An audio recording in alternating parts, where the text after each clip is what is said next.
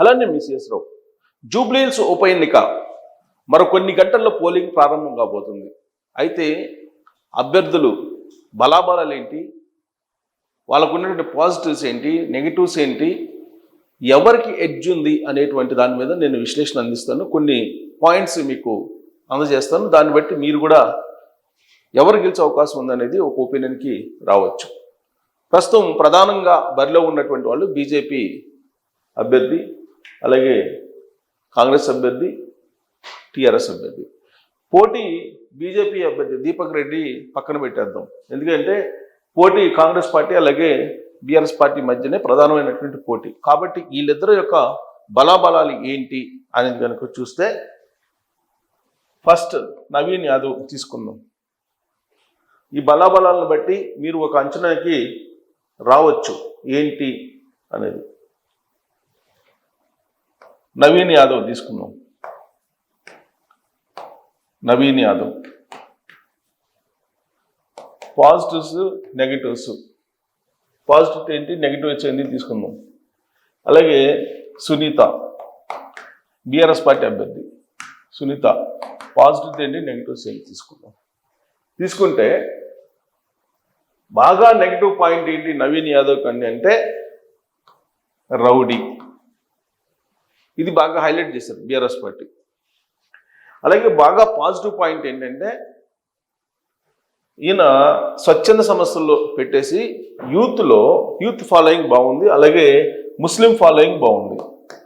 Youth ముస్లిం వీళ్ళల్లో ఈయనకి youth ముస్లింలో following బాగుంది. ఎందుకనంటే చాలా కాలం నుంచి ఈయన పార్టీలకు అతీతంగా హెల్ప్ చేస్తున్నారు. చాలామందికి క్షేత్రస్థాయిలో అవగాహన లేనటువంటి అంశం ఇది.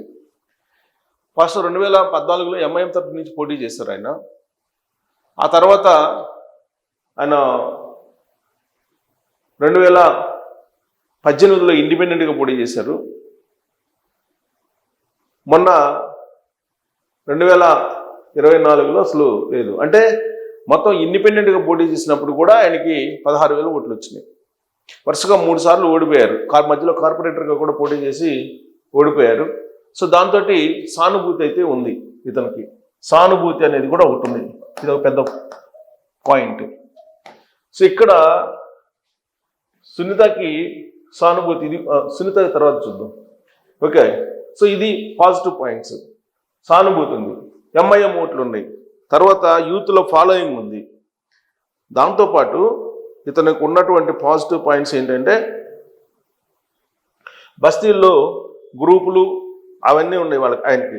తర్వాత సినిమా రంగంలో ఉండే కార్మికులు, సినిమా కార్మికులు తోటి అవినాభావ సంబంధం ఉంది ఇతనికి, సినిమా కార్మికులతోటి. తర్వాత రోడ్ సైడ్ వ్యాపారాలు చేసేటువంటి వాళ్ళు, రోడ్ సైడ్ వ్యాపారులు ఎవరైతే ఉన్నారో వాళ్ళ సపోర్ట్ ఉంది. రోడ్ సైడ్ వ్యాపారుల సపోర్ట్ ఉంది. తర్వాత కాంగ్రెస్ పార్టీ బలమైన vote bank, Congress vote bank, ఇదంతా ఎడిషన్ అతనికి. తర్వాత రేవంత్ రెడ్డి కారణంగా సెటిలర్లు, స్థానికేతరులు ప్లస్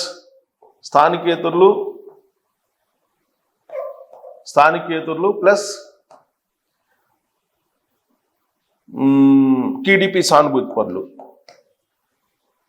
ఇన్ని పాజిటివ్ పాయింట్స్ ఉన్నాయి ఎవరికి, నవీన్ యాదవ్కి. యూత్ ముస్లిము, యూత్లో ప్రధానంగా ఉంది. తర్వాత ఆయనకి సానుభూతి ఉంది, 3 సార్లు ఓడిపోయారని ఓటమి సానుభూతి ఉంది. సినిమా కార్మికులతో సంబంధాలు ఉన్నాయి, అలాగే రోడ్ సైడ్ వ్యాపారులతో సంబంధాలు ఉన్నాయి. Congress vote bank, solid vote bank కొంత ఉంటుంది. దాంతోపాటు ఇక్కడ స్థానికేతరులు ప్లస్ టీడీపీ ఓట్ బ్యాంకు ఇవి ఉంటాయి. రేవంత్ రెడ్డి కారణంగా ఇది యాడ్ అవుతాయి అన్నమాట, టీడీపీ ఓట్ బ్యాంకు. ఇక నెగిటివ్ పాయింట్స్ ఏంటంటే ఇతను రౌడీ, వీళ్ళ family rowdy, Srisailam Yadav rowdy అనేటువంటి ప్రచారం బాగా ఉంది. దీంతోపాటు ఒకవేళ ఇతను గెలిస్తే కనుక అదే తరహాలో ఉంటుంది అని చెప్పి ఈ ప్రధానమైనటువంటి 2 పాయింట్లు. ఇక అత్యంత పాజిటివ్ పాయింట్ ఏంటంటే నవీన్ యాదవ్ని గెలిపిస్తే నియోజకవర్గంలో అభివృద్ధి, నియోజకవర్గ అభివృద్ధి, ఎందుకంటే అధికారంలో పార్టీ ఉంది కాబట్టి నియోజకవర్గ అభివృద్ధి అనేది ఒకటి యాడ్ అవుతుంది, ప్రధానమైనటువంటి పాయింట్. అందరికీ అందుబాటులో ఉంటాడు అనేటువంటిది ఒకటి ఉంది, పాజిటివ్ పాయింట్. సో ఇన్ని పాయింట్ ఉన్నాయి, 1 2 3 4 5 6 7 8 ప్రధానమైనటువంటి పాజిటివ్ పాయింట్స్ కనిపిస్తున్నాయి, 2 నెగిటివ్ పాయింట్స్ కనిపిస్తున్నాయి. ఇక సునీత విషయానికి వస్తే సానుభూతి, మాగంటి గోపీనాథ్ కారణంగా వచ్చినటువంటి, ఆయన చనిపోయాడు కాబట్టి దాని నుంచి వచ్చినటువంటి సానుభూతి ఓట్లు, తర్వాత బీఆర్ఎస్ ఓటు బ్యాంకు, అలాగే తెలంగాణ వాదం ఇప్పటికీ బలంగా వినిపించేటువంటి వాళ్ళు ఉన్నారు, తర్వాత ఇక్కడ తెలంగాణ వాదం వినిపించారు. తర్వాత కేటీఆర్ ప్రచారం, బీఆర్ఎస్ కానీ కేటీఆర్ ప్రచారం, ఈ ఒక ప్రధానంగా కనిపించాయి. నెగిటివ్ పాయింట్స్ ఏంటంటే, ఈవిడికి నెగిటివ్ పాయింట్స్ చూద్దాం. నెగిటివ్ పాయింట్స్ చూస్తే కనుక మాగంటి భార్య కాదు అనేటువంటిది ఒకటి, తర్వాత అందుబాటులో ఉండరు అనేది ఒకటి, అందుబాటులో ఉండే అవకాశం లేదు, గతంలో పరిచయాలు లేవు, ఈవిడ కేవలం గృహిణిగానే ఉన్నారు అనేది ఒకటి, తర్వాత కుటుంబ కలహాలు ఇవి నెగిటివ్ పాయింట్స్. ఇక నెగిటివ్ పాయింట్స్ చూస్తే ఇవి. సో పాజిటివ్ పాయింట్స్లో ఇంకొకటి యాడ్ చేసుకోవచ్చు, బీజేపీ ఇండైరెక్ట్గా సపోర్టు అనేది. ఇక ప్రభుత్వ వ్యతిరేక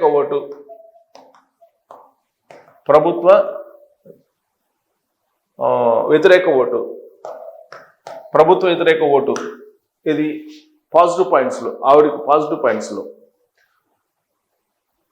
ఇక క్యాడర్ సామాజిక వర్గ ప్రకారం అయితే ఈ సామాజిక ఈక్వేషన్ అయితే బలహీనం, నెగిటివ్ పాయింట్. సామాజిక ఈక్వేషన్ లెక్క వస్తేనే నెగిటివ్ పాయింట్. సో ఇప్పుడు మనం లెక్కేద్దాం, పాజిటివ్స్ ఎన్ని వచ్చాయి? 1 సానుభూతి, బీఆర్ఎస్ ఓట్ బ్యాంకు, తెలంగాణ వాదం 1 2 3 4, బీజేపీ సపోర్ట్ 5 6 పాజిటివ్ పాయింట్స్ వచ్చినాయి. అలాగే నెగిటివ్ పాయింట్స్ 1 2 అందుబాటులో ఉంటారు అనేది 2, కుటుంబ కలహాలు 3 4. సో తర్వాత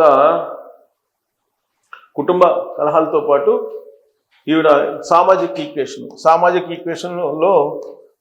ఈక్వేషన్లో నెగిటివ్ పాయింట్ అంటే ఎంఐఎం కానీ యాదవ్ ఓట్ బ్యాంక్ కానీ ఎక్కువ ఉంటుంది కాబట్టి ఈవిడికి నెగిటివ్ అయ్యే అవకాశం ఉంది.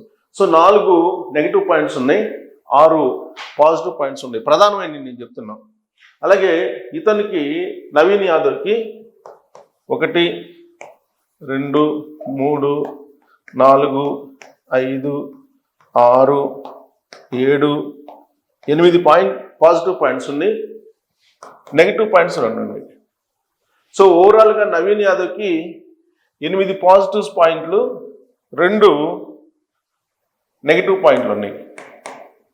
అంటే 8లో 2 తీసేస్తే 6. ఇక సునీతకి 1 2 3 4 5 6 పాజిటివ్ పాయింట్స్ ఉన్నాయి, పాజిటివ్స్ 6 ఉన్నాయి, నెగిటివ్స్ 1 2 3 4 5 ఉన్నాయి. 6 నుంచి 5 తీసేస్తే 1. అంటే ఇప్పుడు ఎవరు గెలిచే అవకాశం ఉంది దీన్ని బట్టి? అంటే 8 పాజిటివ్ పాయింట్స్ ఉన్నాయి, ఆవిడకి 6 పాజిటివ్ పాయింట్స్ ఉన్నాయి, నెగిటివ్ పాయింట్స్ నవీన్ యాదవ్కి 2 ఉన్నాయి, సునీతకి 5 ఉన్నాయి. సో కాబట్టి ఎవరు గెలిచే అవకాశం ఉంది అని అంటే క్లియర్గా మీరే చెప్పచ్చు. పాజిటివ్ పాయింట్స్ ఎక్కువ ఉన్నాయి ఎవరికి? నవీన్ యాదవ్కి. అలాగే నెగిటివ్ పాయింట్స్ ఎవరికి ఎక్కువ ఉన్నాయి? సునీతకు ఉన్నాయి. నెగిటివ్ పాయింట్స్ 2 ఉంటే నవీన్ యాదవ్కి, 4 సునీతకు ఉన్నాయి. సో దీన్ని బట్టి ఎవరు గెలుస్తారు అనేది పెద్ద ఈక్వేషన్ వేసుకోవాల్సిన అవసరం లేదు. సో దీన్ని బట్టి చివరి నిమిషంలో కూడా, ఇప్పుడు జూబ్లీ హిల్స్ ఉప ఎన్నికలు చివరి నిమిషంలో లాస్ట్ 2 days నుంచి కూడా గ్రౌండ్ లెవెల్లో సినారియో మారిపోయింది. కంప్లీట్గా ఎలక్షనీరింగ్ విషయంలో కాంగ్రెస్ పార్టీ క్షేత్రస్థాయిలో మోహరించి ఉంది. సోషల్ మీడియా స్ట్రాంగ్ అయినప్పటికి కూడా బీఆర్ఎస్ పార్టీకి ఎలక్షనీరింగ్లో మాత్రం కాంగ్రెస్ పార్టీ కంటే కొంత వెనకబడింది అని చెప్పి చెప్పచ్చు. గత రాత్రి నుంచి మారినటువంటి పరిణామాలు మనం అబ్జర్వ్ చేస్తే కనుక. ఎందుకంటే ఎన్నికల్లో రాత్రి పరిణామాలు మారిపోతూ ఉంటాయి. సో కాబట్టి పాజిటివ్ నెగిటివ్స్ బలాబలాలు కనుక తీసుకుంటే ఎడ్జ్ ఎవరికి ఉంది? నవీన్ యాదవ్కి ఉంది. నవీన్ యాదవ్ గెలిచే అవకాశం ఉంది. మరి కొన్ని గంటల్లో పోలింగ్ ప్రారంభం కాబోతుంది. కాబట్టి బహుశా ఈ నైట్కి ఏమన్నా కొన్ని మార్పులు ఏమన్నా చేస్తారా కేటీఆర్ గారు, లేదంటే బీఆర్ఎస్ పార్టీ అనేది చూడాలి. బట్ యాజ్ ఆఫ్ నౌ అయితే మాత్రం మరి కొన్ని గంటల పోలింగ్ ప్రారంభం కాబోతుంది. కాబట్టి అభ్యర్థులకు ఉన్నటువంటి బలాబలాలు, ఆయా పార్టీలకు ఉన్నటువంటి బలాబలాలు నేను చెప్పడం జరిగింది. సో దీన్ని బట్టి మీ ఒపీనియన్ ఏంటి అనేది తెలియజేయచ్చు. Thank you.